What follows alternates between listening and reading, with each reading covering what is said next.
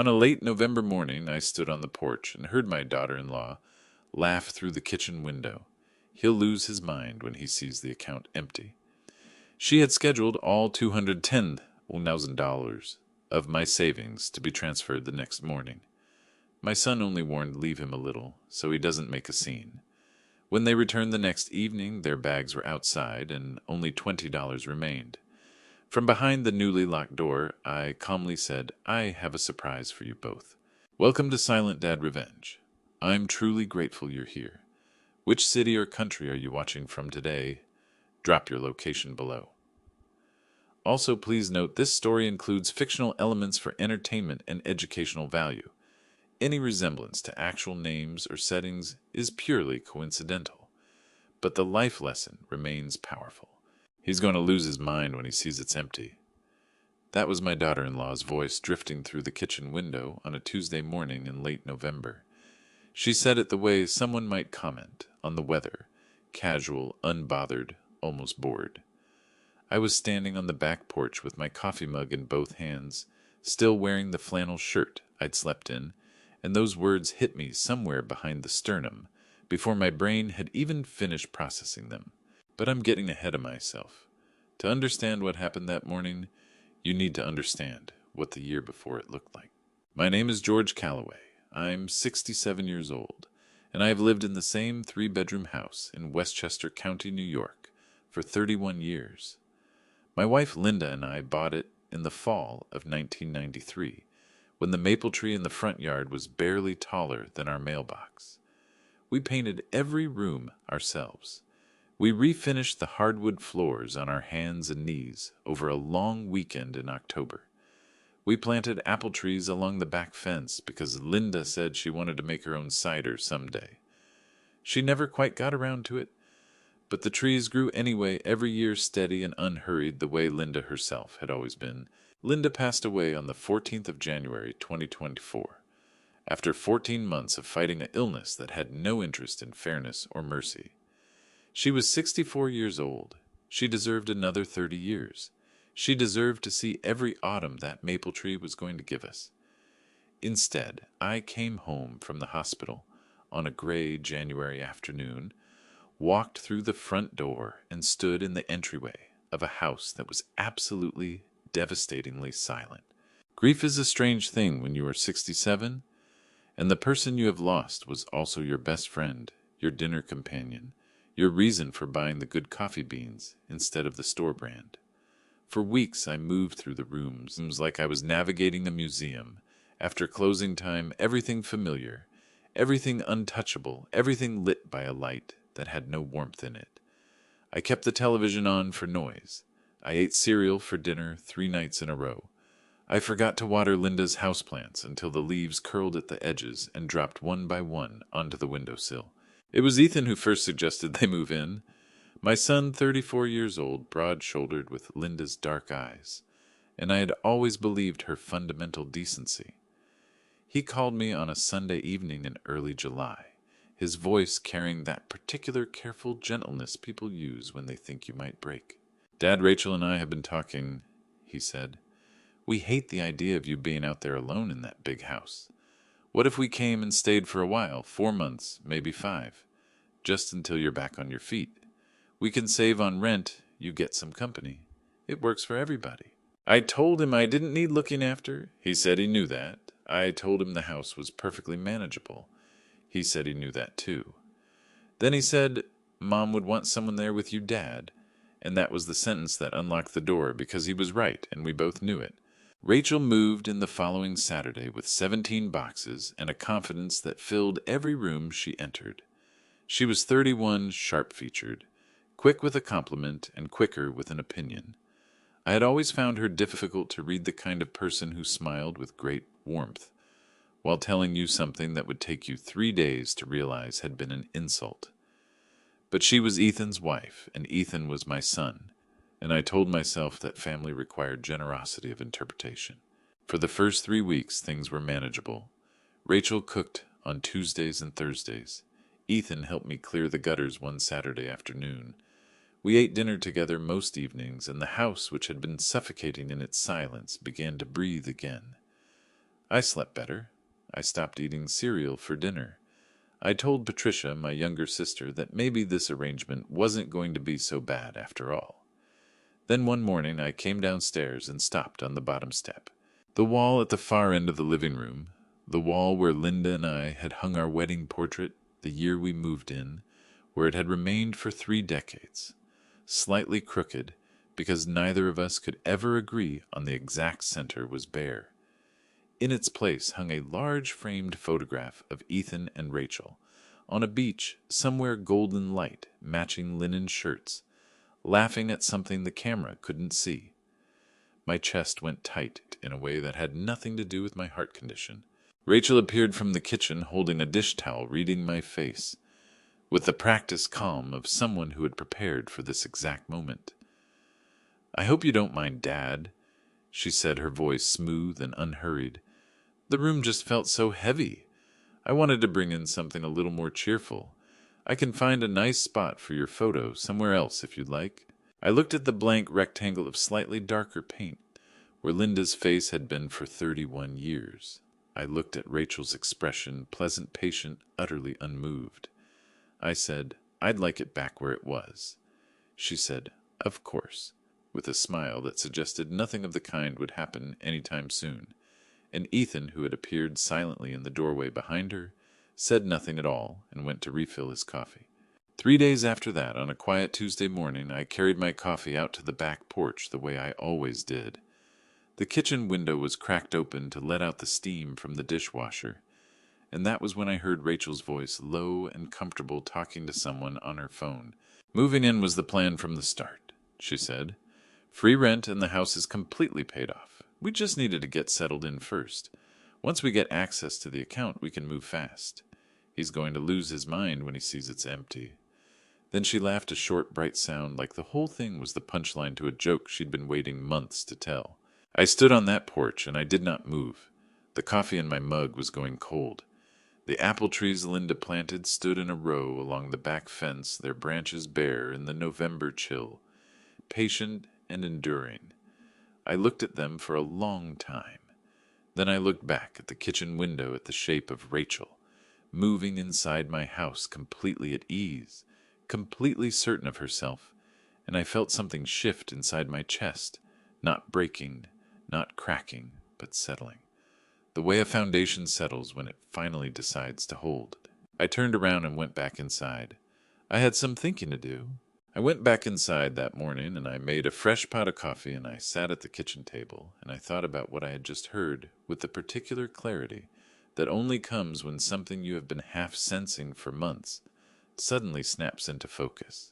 The kitchen smelled like the dish soap Rachel had switched out for a brand I didn't recognize, and there were throw pillows on the chairs that had not been there in October, and the magnetic notepad Linda had kept on the refrigerator for 30 years. The one where she wrote grocery lists in her looping, unhurried handwriting had been replaced by a sleek digital whiteboard neither of us had ever asked for. I had noticed all of these things separately in the way you notice a draft before you find the open window. Now I was finding the window. I did not confront Rachel that morning. I had spent 40 years working in commercial insurance, which meant I had spent 40 years learning that the most expensive thing you can do in any crisis is react before you have the full picture. So instead of saying anything, I poured my coffee, smiled when Rachel came through the kitchen to grab her keys, and told her to have a good day at work. She told me not to forget the dry cleaning. Then she was gone, and I was alone in my own house, and I started paying attention in a way I had not thought to do before. It was Carol Bennett who handed me the first piece of the puzzle, though she had no idea she was doing it. Carol was a woman I had known for 11 years through the Westchester Garden Club, a sharp, good-humored retired schoolteacher who lived 4 blocks over and had strong opinions about rose varieties and town council decisions in roughly equal measure. I ran into her at the Stop and Shop on a Wednesday afternoon in mid-August in the cereal aisle of all places. "George," she said, touching my arm the way people do when they want to soften something before they say it. "Rachel showed my daughter some pictures of your house last week. She said you were all planning a big renovation. New layout, new floors, opening up the garage. She paused. It sounded pretty extensive. Are you doing okay with all of that? That's a lot of disruption. I told Carol everything was fine and thanked her for asking. Then I drove home, sat down at the desktop computer I kept in the small room off the hallway that Linda had always called the study, and typed Rachel's name into the search bar. Her social media profile was not difficult to find. 3 months ago, she had posted a photograph taken in my living room, my armchair visible in the corner, Linda's lace curtains framing the window behind the couch, and beneath it in clean white letters. Against the image she had written, "Our forever home, renovation coming soon." The post had 212 likes. The comments were full of heart emojis and congratulations. One of her friends had written, "You two deserve this so much." Rachel had replied with a smiley face. I sat with that for a long moment. My living room, my curtains, my house presented to 200 strangers as someone else's achievement, someone else's future, someone else's forever. That evening I decided to call Martin. My older son lived in Portland, Oregon, and worked as a civil engineer, and had his mother's habit of thinking carefully before speaking, which I had always considered one of his finest qualities. I scrolled through my contacts to find his number, and stopped. It wasn't there. I scrolled again slower. His name was gone. I searched Patricia's number, also gone. My college roommate Doug gone. The main line for Dr. Morris's office gone. I stood in the study with my phone in my hand and felt a coldness move through me that had nothing to do with the temperature of the room.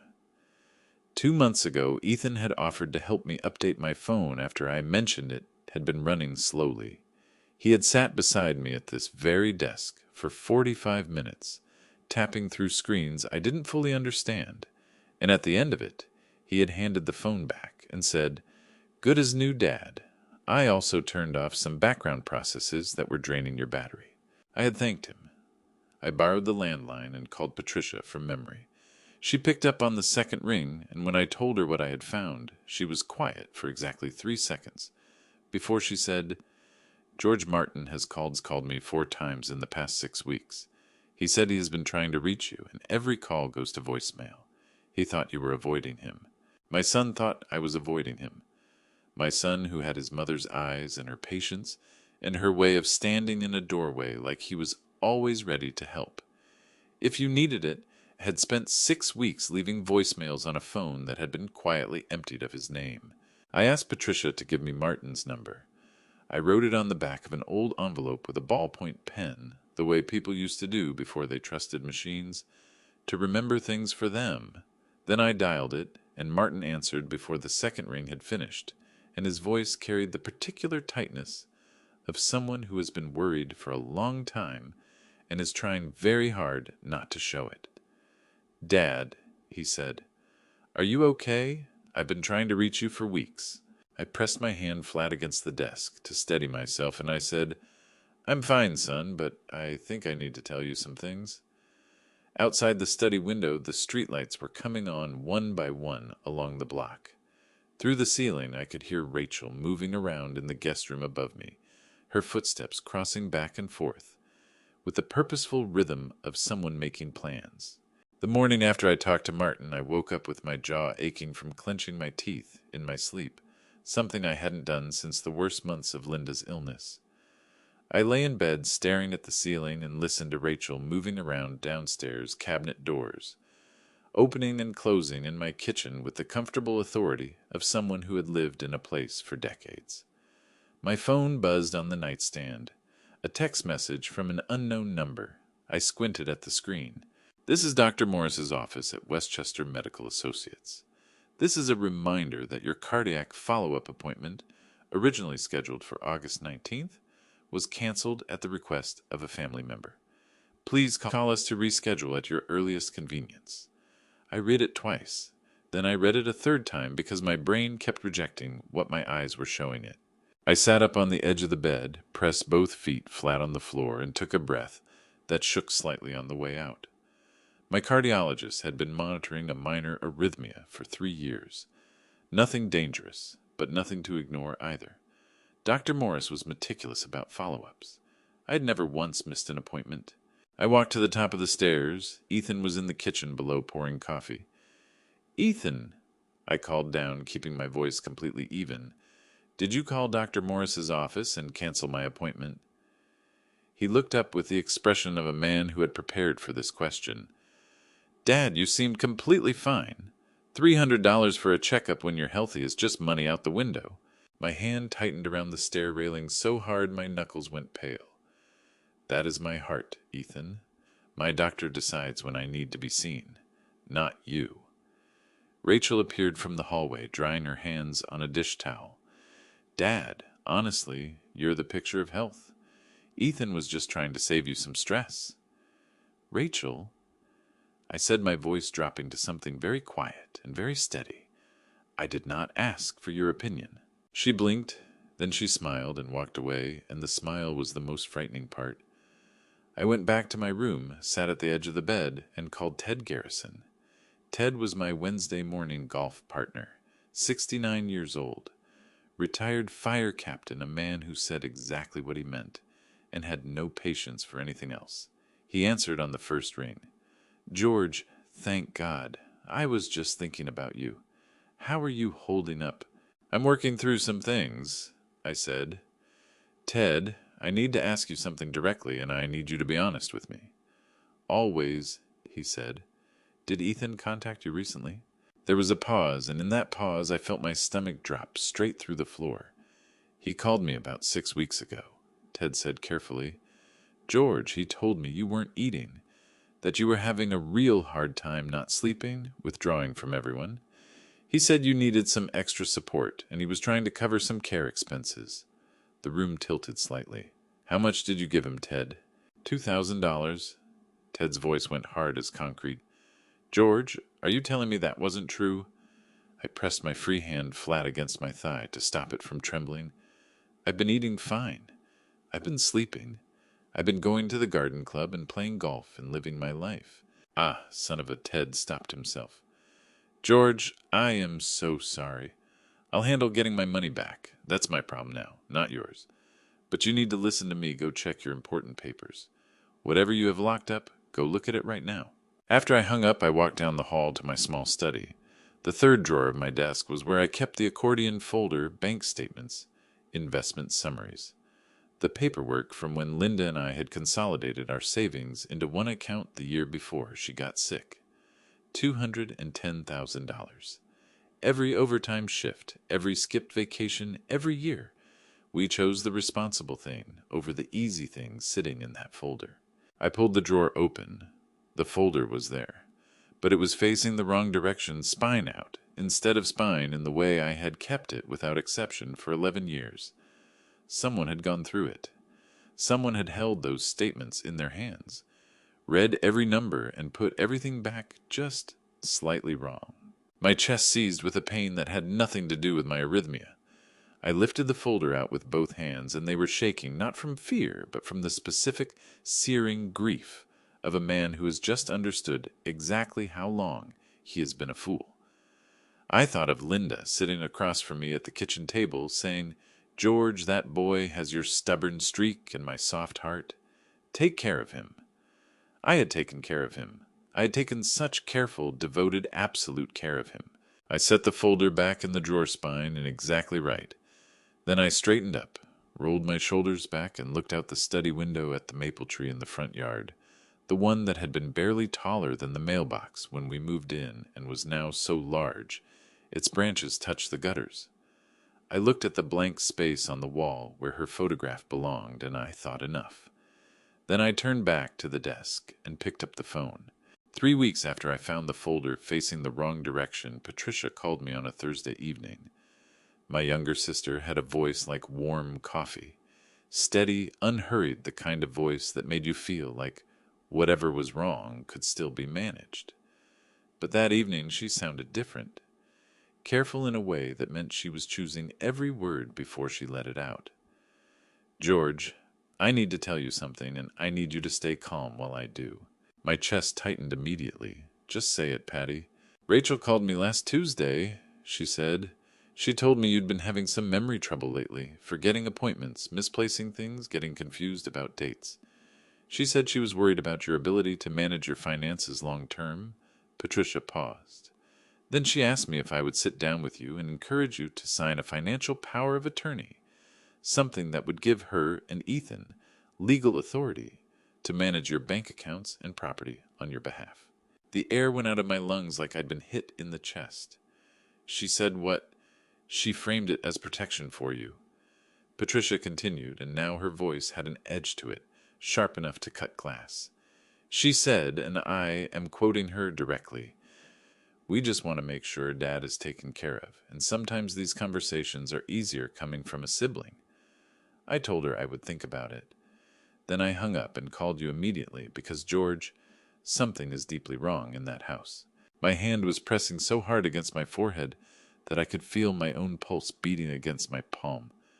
"Patty, I am not confused about anything. My memory is perfectly fine. I know that," she said fiercely. "I have known you for 63 years. You remembered my anniversary before my own husband did, last March. George, she is building a case. Do you understand what I am telling you? She is constructing a story about you piece by piece, so that when the time comes, it looks like you needed help. A financial power of attorney in New York State is a serious legal document. It can give another person complete authority over your bank accounts, your investments, your real estate, every financial decision of your life. It requires your voluntary signature and cannot be forced. But it also does not require much, just the right pressure applied to the right person at the right moment, and a signature on a page. She went around me to get to you," I said. My voice came out rougher than I intended. "She did," Patricia said, "and she picked the wrong sister." I thanked her, told her I loved her, and sat for a long moment with the phone against my chest, staring at the wall.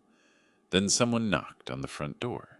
Dennis Kowalski was standing on my porch in his barn jacket, holding a casserole dish covered in aluminum foil, wearing the expression of a man who had rehearsed what he was about to say, and still wasn't sure it was going to come out right. Dennis had lived directly across the street from me for 22 years. He had helped me carry Linda's hospital bed up the stairs during her final months, without being asked and without saying a word about it afterward. "George," he said, "I don't want to overstep, but Margaret and I heard something from a few of the neighbors, and we thought you should know." He shifted the casserole dish to one arm. "Rachel mentioned to the Hendersons at the Block Association meeting last week that you were planning to sign the house over to her and Ethan before the end of the year. She said you'd already decided to move in with Patricia, and that the transfer was basically settled." He looked me straight in the eye. "Is that true?" The porch light buzzed softly above us. A car passed on the street. I could hear faintly the television playing inside my own house, something Rachel had put on in the living room, cheerful and oblivious. "Dennis," I said, and my voice cracked slightly on his name in a way I could not prevent. "That is absolutely not true. Not one word of it." Dennis's jaw tightened. He thrust the casserole dish toward me with both hands. "Margaret made her chicken and rice. You're going to eat a real dinner tonight." His eyes were bright with something that was not quite anger and not quite sadness, but lived in the exact neighborhood of both. "Whatever is going on in there, George? You've got people on this side of the street, too." I took the casserole dish. My hands were steady, but my throat burned with the specific humiliating pain of a man who has just learned that his own home has been given away in conversation while he was standing inside it. I watched Dennis walk back across the street, his barn jacket disappearing into the dark. Then I stepped back inside, set the casserole dish on the kitchen counter, and stood very still in the hallway. From the living room came the sound of Rachel laughing at something on television, easy, unguarded, completely at home. I looked at the wall where Linda's portrait belonged. I looked at the hallway that was 31 years mine, and I made a decision that felt less like anger and more like arithmetic, cold, clean, and absolutely certain. Tomorrow I was going to the bank. Before I tell you what I heard that morning, standing on my own back porch, the words that changed everything, I need to ask you something. Have you ever trusted someone completely only to discover that trust was being used against you the whole time? Drop a key in the comments right now so I know you're still here with me. A quick note before we go further, parts of this story include fictional elements woven in to protect privacy. If that's not for you, this is a perfectly good moment to step away. But if you're staying, you'll want to hear what comes next. The plan I made that October evening was a simple one. I was going to watch, and I was going to wait, and I was going to be absolutely certain before I did anything at all. I had spent 40 years in commercial insurance, which meant I had spent 40 years understanding that the difference between a claim that holds and a claim that falls apart is documentation. You do not act on what you think you know. You act on what you can prove. So I watched. I kept my routines unchanged, the morning coffee, the Wednesday golf game with Ted, that I quietly resumed the Saturday visits to the garden club. I smiled at Rachel over dinner.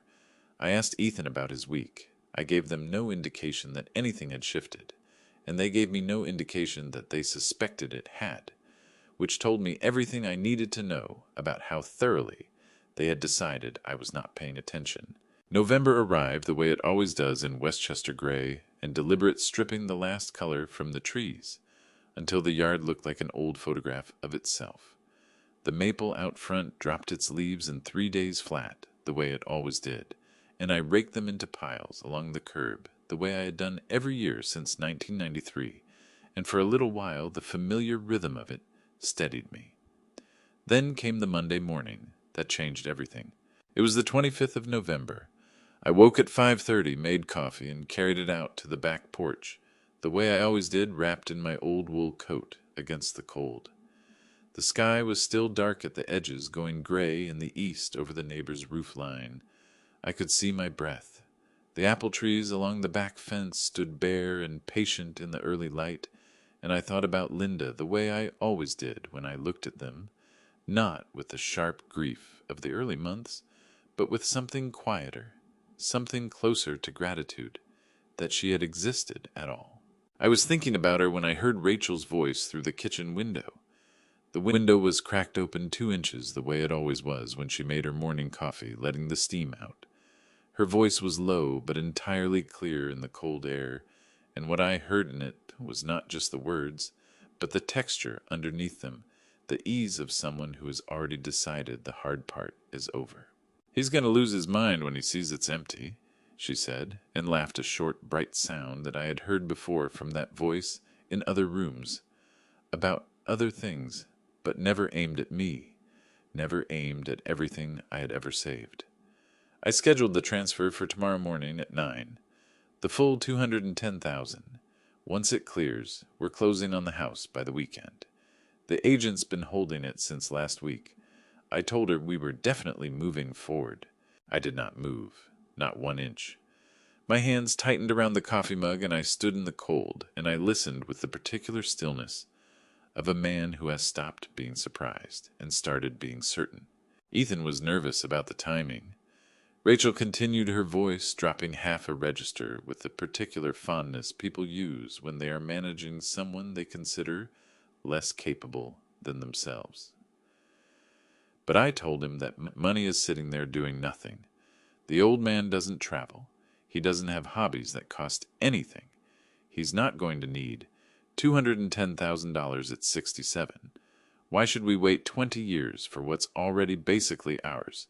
I heard the word ours, and something in me went very quiet and very clear. Not angry, past angry. The way a room goes quiet after a door shuts for the last time.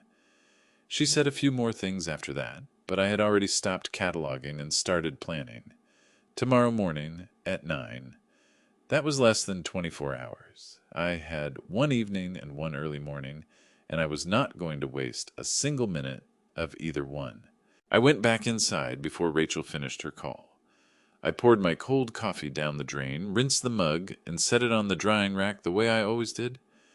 Then I went upstairs, showered, changed my clothes, and came back downstairs and ate a bowl of oatmeal standing at the counter while Rachel talked on her phone in the living room, and Ethan moved around upstairs getting ready for work. They left within 15 minutes of each other. I stood at the front window and watched Ethan's silver SUV back out of the driveway, watched Rachel's sedan follow it to the corner, watched both of them disappear. Then I went to the study. I needed one more piece before I was ready. I sat in Linda's reading chair and I waited, and at 9:15 that evening I got it. The door to the guest room was not fully closed. Through the 2-inch gap, I could hear Ethan's voice lower than usual. Careful the voice he used when he did not want to carry through walls. "When it clears," he said, "make sure you leave something for Dad. Not a lot. Just enough that it doesn't look like we cleaned him out completely." Rachel said something I couldn't catch. Then Ethan's voice again, and what he said next hit me somewhere deeper than anything Rachel had said that morning, because Rachel was a woman I had known for 6 years and never fully trusted. Ethan was my son. Ethan had Linda's eyes. Ethan had stood at her graveside in January, with tears running down his face, and squeezed my hand and said, "We're going to be okay, Dad, I promise." "Are you sure about this?" Rachel asked. "He's your father." There was a pause, 3 seconds, maybe 4. "I'm sure," Ethan said. "I just don't want him making a scene." I sat in Linda's chair in the dark study with my hands pressed flat on my knees, and I breathed slowly and evenly, the way a man breathes when he has just heard something that has rearranged the architecture of his world, and he cannot afford to fall apart because there is still work to be done. I was not going to make a scene. I was going to do something considerably more permanent than that. I did not sleep that night. I lay on my back in the dark, and I let the ceiling be the ceiling, and I breathed and I thought. And by 4 in the morning, I had stopped thinking and started deciding, which is a different thing entirely. At 5:15, I got up, showered, and put on the gray slacks and the blue button-down again. I went downstairs and made coffee and drank it, standing at the kitchen counter in the dark, looking at the window above the sink, the same window Rachel's voice had come through yesterday morning, easy and certain, and completely unaware that the man she was talking about was standing 12 feet away on the other side of the glass. I thought about that for a moment. Then I rinsed my mug, set it on the rack, picked up my keys, and walked out to my car. It was 5:50 in the morning. The street was empty. My breath made small clouds in the November air as I crossed the driveway. I backed out slowly, headlights sweeping across the front of the house, and I drove toward town without the radio on. First Federal Bank on Mamaroneck Avenue opened at 8:30. I was in the parking lot at 8:22, watching a young teller unlock the front door from the inside. I waited until 8:30 exactly, then walked in. Frank Dawson had managed this branch for 14 years. He and I had met at a Chamber of Commerce dinner in 2011, discovered we both coached Little League in the same rec league, and had been on easy, reliable terms ever since, the kind of friendship built on consistent small gestures rather than grand ones. When I walked into his office and closed the door behind me, he looked at my face and immediately reached over and turned his computer monitor slightly away from the window so no one passing in the lobby could see the screen. "Tell me what you need," he said. I told him. I did not editorialize, and I did not explain more than was necessary. I told him there was a scheduled transfer on my joint savings account for 9 o'clock the following morning, $210,000 outgoing to an external account I had not authorized. I told him I wanted it canceled. I told him I wanted every dollar moved to a new individual account, in my name only, with a new account number, new credentials, and the highest available security verification, meaning no transactions could be processed without my physical presence and a valid government-issued identification. I told him I wanted exactly $20 left in the old joint account. Frank's expression did not change while I spoke. When I finished, he nodded, once pulled up the account on his screen, and confirmed the transfer was there exactly as Rachel had said, for the full amount. Under New York banking law, Frank said, his voice quiet and professional, as a joint account holder you have full legal authority to cancel any pending transaction, restructure the account, or transfer funds without the consent or notification of the other account holder. Everything you're asking for is entirely within your rights. "I know," I said. "I just needed to hear it stated clearly."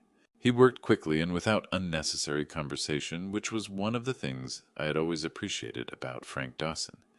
He printed forms, explained each one in plain language, before sliding it across the desk for my signature, and processed each step completely before moving to the next.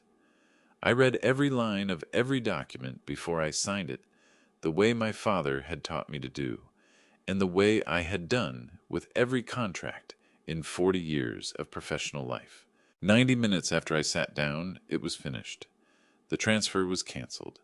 A new individual account existed in my name alone, protected behind a verification system that required my physical presence, my driver's license, and a personal security question only I could answer. $210,000, 31 years of careful, consistent work. Linda's $50 every Friday without exception, every modest vacation we didn't take so the number could grow, sat safely in an account that Rachel's login credentials now pointed at nothing. The old joint account showed a balance of $20.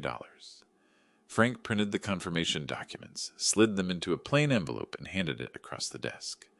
I tucked it into the inside pocket of my jacket, against my chest. "George," Frank said as I stood to leave. He paused, choosing his words. "I hope things straighten out." "They already have," I said. I stopped at the hardware store on the way home. I bought 4 heavy-duty contractor bags, 2 flattened moving boxes, a roll of packing tape, and a permanent marker. I paid cash. The woman at the register asked if I was doing some fall cleaning, and I told her something like that. I pulled into my driveway at 10:45. Both cars were gone. The house was quiet. I turned off the engine and sat for a moment, looking at the front door, the door Linda and I had painted. Navy blue the summer of 2004, because she said the previous green was making her tired. I had repainted it the same navy blue 3 times since then because it was right, and I saw no reason to change what was right. I got out of the car, took the hardware store bag from the back seat, and walked inside. I had work to do, and the house was mine, and I had all morning. I stood in the doorway of the guest room and took a long breath through my nose. The room smelled like Rachel's perfume and Ethan's gym bag and something sour underneath both of them that I didn't want to identify. Clothes were draped over the back of the chair Linda had reupholstered herself in the summer of 2019, fabric she had picked out from a shop in Tarrytown, a deep burgundy she had been so proud of. Rachel's shoes, 7 pairs, were scattered across the rug in no particular pattern, as though they had simply fallen from the sky. Ethan's gaming equipment covered the entire surface of the desk, where I used to sit and pay bills and write birthday cards to people I loved. I said out loud to no one, to Linda, to myself, "Okay, let's get this done." I shook open the first contractor bag and got to work. I folded Rachel's clothes the way Linda had taught me to fold, neatly, corners matched, nothing forced. I placed each item in the bag with care. I was not angry while I did this, which surprised me. What I felt was something closer to the focused calm of a man completing a task he has put off for too long and is now finally doing correctly. "Burgundy chair," I said out loud, running my hand along the armrest as I lifted Rachel's jacket off it. "Linda picked you out herself. You deserve better than this." I worked through the closet next. Ethan's side held mostly dress shirts and 2 suits, both still in dry cleaning plastic. I laid them flat in the second bag with the same care.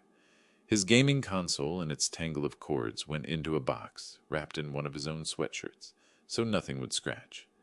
I labeled the box with the permanent marker Ethan Electronics. An hour in, I opened the drawer of the nightstand on Rachel's side and found a folded piece of notebook paper. I unfolded it, and my chest went tight as a drum. It was a handwritten list, room measurements, paint color samples with tiny swatches taped beside each name, furniture sketches. At the bottom in Rachel's rounded handwriting, 1-line master bedroom, keeper convert to home office. My throat burned. That was the room where Linda and I had slept for 31 years. The room where she had read every night with the small lamp on her side burning until 11 o'clock. The room where she had held my hand during 2 thunderstorms and 1 diagnosis and 1 very long night in February, when we both knew the end was closer than either of us had said out loud. I folded the paper, slipped it into my shirt pocket, and said quietly and with complete conviction, "Not a chance, Rachel. Not in this lifetime." I kept moving. By noon, 12 contractor bags and 4 labeled boxes were lined up neatly in the hallway. I carried them downstairs one by one, taking my time, not rushing. I arranged everything on the front porch, under the overhang, where the roof would protect them from rain. On top of the stack, I placed a small cardboard box containing their passports, social security cards, and insurance documents. Beside it, I left a sealed envelope with Ethan written on the front in black marker. Inside was a single handwritten note.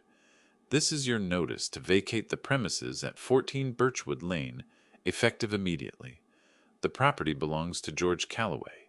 Please do not attempt to re-enter." I had looked up the correct language the night before. One sentence. That was all it needed to be. I dialed the locksmith from the card I had found online that morning while eating my oatmeal. He answered on the second ring. "Hi, this is George Calloway on Birchwood Lane," I said. "I need all 3 exterior locks replaced today. Front door, back door, and the garage side entrance. Highest security grade you carry." "I can be there by 1:30, the locksmith said. "Perfect," I said. "I'll have coffee on." I went inside and put the kettle on. My hands were completely steady. My eyes were dry. But when I passed the living room and saw the blank wall where Linda's photograph had been, where it was going to be again very soon, something cracked open in the middle of my chest, and I stood there for 30 seconds with my hand pressed flat against my sternum, breathing through it, letting myself feel the full weight of the year that had brought me to this particular Tuesday afternoon. "Almost done, sweetheart," I said to the empty room. "Almost done." The kettle whistled. I went back to the kitchen. The locksmith's name was Roy, and he showed up at 128 with a gray van and a toolbox the size of a small suitcase. He was a compact, efficient man in his mid-50s who shook my hand firmly at the door and looked at the 3 lock points I had indicated without any wasted motion. "Front, back, and the garage side," I confirmed. "Grade 1 deadbolts on all 3 if you've got them." "Always carry them," Roy said, already crouching to examine the front door plate. "Good choice. Grade 1 is what the locksmiths put on their own houses." He glanced up at me with a small grin. "Give me about 90 minutes. "Take whatever you need," I said. "Coffee's on the counter." Roy worked with the focused efficiency of a man who took genuine pride in his trade, and I found the sound of it, the scrape of old hardware being removed, the precise drilling of new mounting holes, the solid click of each new cylinder being seated deeply, almost unexpectedly satisfying. Every bolt Roy drove home felt like a sentence being completed, like punctuation at the end of something long overdue. While Roy worked on the back door, I went into the living room. I opened the hall closet and reached up to the high shelf behind the extra blankets, where I had moved Linda's photograph the morning I found Rachel's beach picture hanging in its place. My hands trembled slightly as I lifted the frame down, not from weakness, but from the particular emotion that comes when you are returning something sacred to where it belongs. I carried it to the living room wall. I found the old nail still there, still exactly centered the way Linda had insisted it should be. I hung the frame, stepped back, and looked at her. Linda, at 34, in the garden of her parents' house in Connecticut, wearing the cream-colored dress she'd bought specifically for our wedding, and claiming it wasn't a wedding dress because it didn't have a train. Her eyes were laughing, even though her mouth was doing something more composed. I had looked at that photograph 10,000 times, and it still made my throat ache in the best possible way. "Back where you belong," I told her. "I'm sorry it took me this long." At 3:45, my phone buzzed on the kitchen counter. Rachel's name lit up the screen. I read the message without picking the phone up. "Dad, can you start dinner? We're thinking pasta tonight. Should be home by 6. I picked the phone up, typed 4 words, and set it back down. "Sure. Come straight home." I did not add anything else. No explanation, no warmth. Just the words that would bring them back at the exact time I needed them here. Roy finished at 4:10.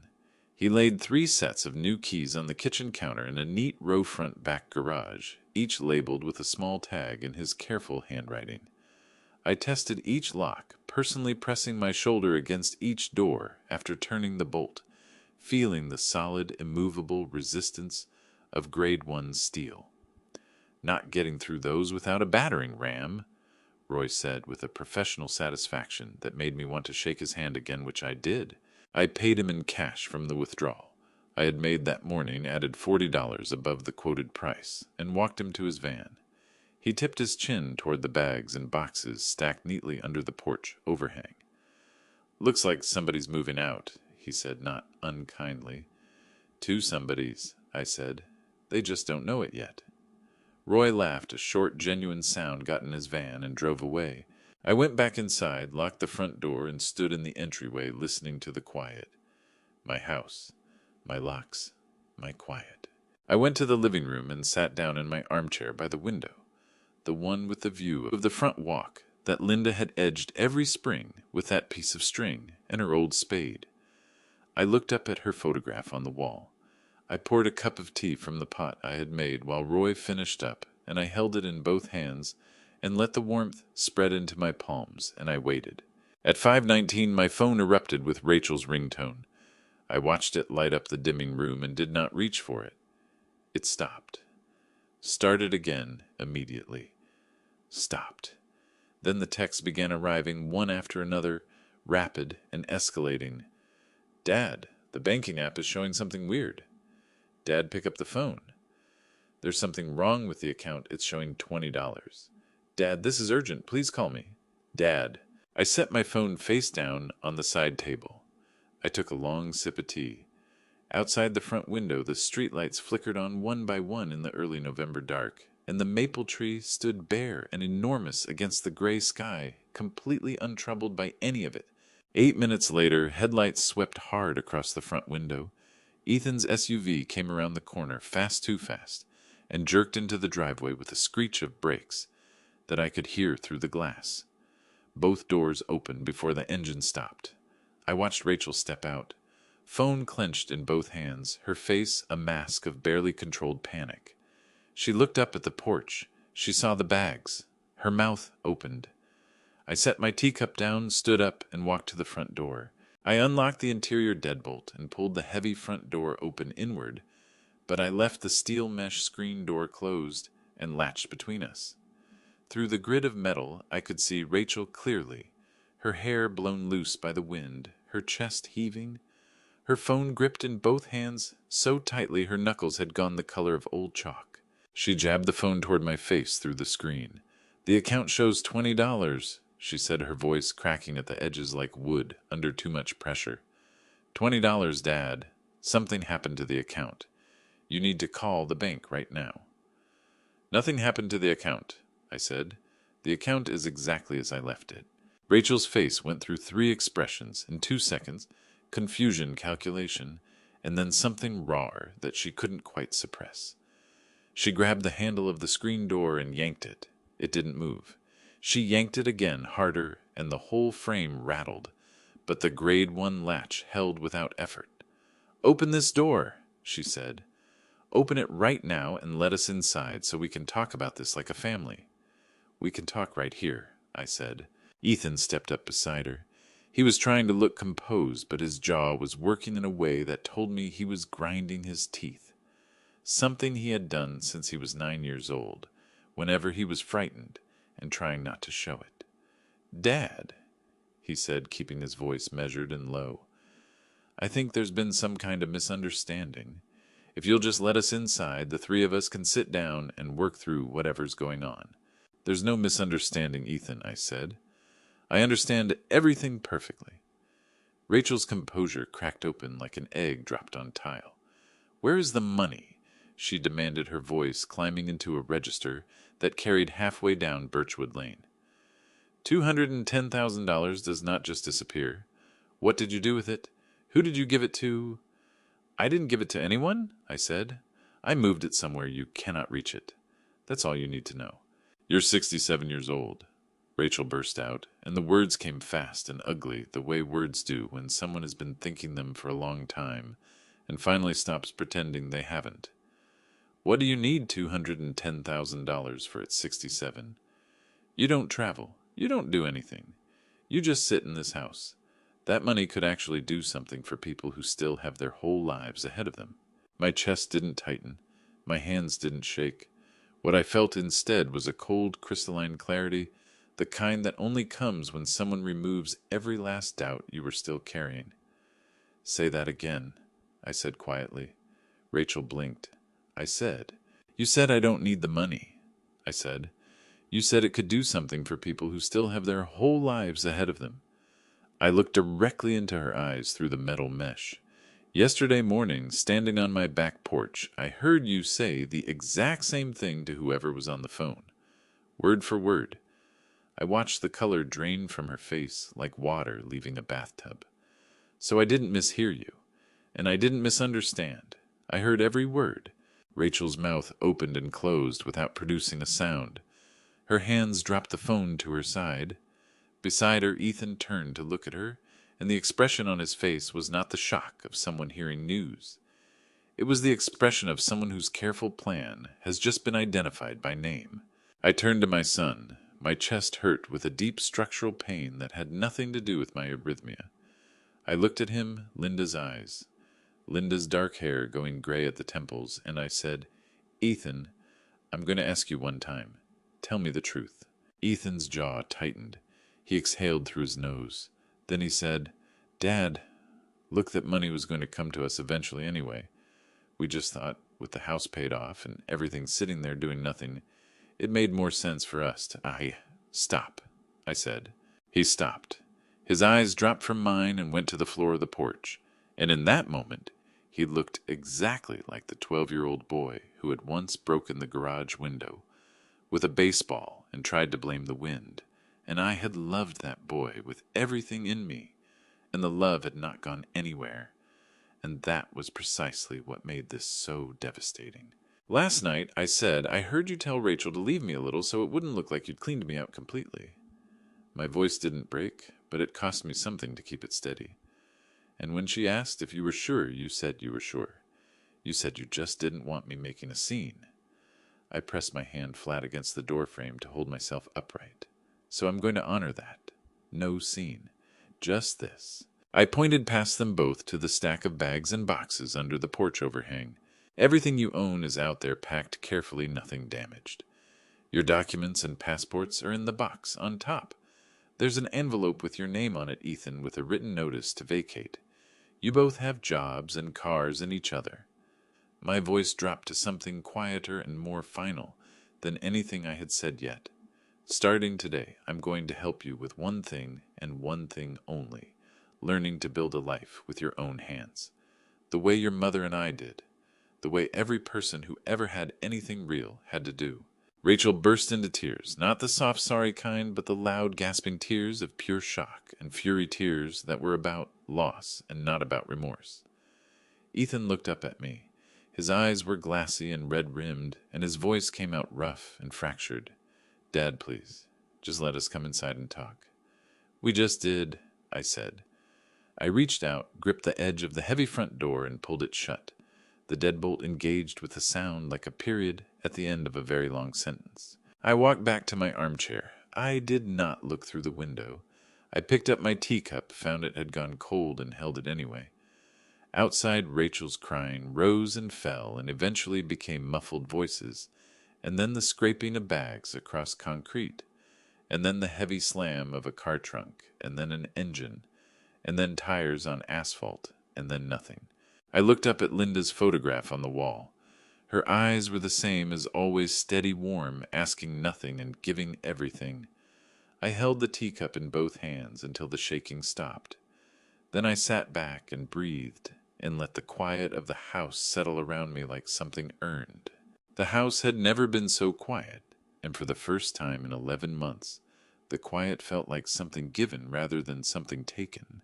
I sat in my armchair until the room went fully dark around me, and then I reached over and turned on the small lamp on the side table, the one Linda had found at an estate sale in Pleasantville, and carried home in the back seat of our Buick, wrapped in a beach towel, because she was afraid it would rattle. The warm light filled the room in a way the overhead fixture never quite managed, and I sat in it, and I breathed, and the breathing was easier than it had been in a very long time. The knock at the front door came at 7:45. I knew the knock. 3 short taps, a pause, then one more. The same pattern Patricia had used since we were children, sharing that house in Albany, her personal signal that it was her and not a stranger. I opened the door, and my sister was standing on the porch in her winter coat with a square tin in both hands, her eyes searching my face with the focused concern of someone who had been worrying for hours and was trying to measure how much of that worry was still necessary. "You look terrible," she said, which from Patricia meant she loved me very much. "Come in," I said. "I just made tea." She set the tin on the kitchen counter shortbread, the kind she only made when something serious had happened, and sat across from me at the table and said, "Tell me everything." So I did. I told her about the bank, about Frank, about the $20, about Roy and his grade 1 and deadbolts, and his van pulling out of the driveway.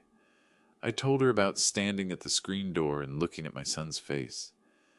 When I got to what Ethan had said the night before, "I just don't want him making a scene," Patricia's eyes filled with tears she was too proud to let fall, and she pressed her lips together and reached across the table and gripped my hand so hard it almost hurt. "George," she said, her voice thick and unsteady, "I'm so sorry." "Don't be sorry," I said. "I'm not." And I meant it. We were on our second cups when Dennis knocked. He was still in his work boots and canvas jacket, holding his folded newspaper, and when I opened the door he looked past me into the house, as though confirming I was genuinely alone and genuinely all right. "I saw the car leave," he said. "Both of them. With a lot of bags." He met my eyes. "You doing okay, George?" "Better than I've been in almost a year," I said honestly. Dennis's face did something complicated, relief and sadness arriving at the same time the way they often do, when a situation resolves in a way that was necessary, but also costs something real. "Margaret's going to want to bring a casserole," he said.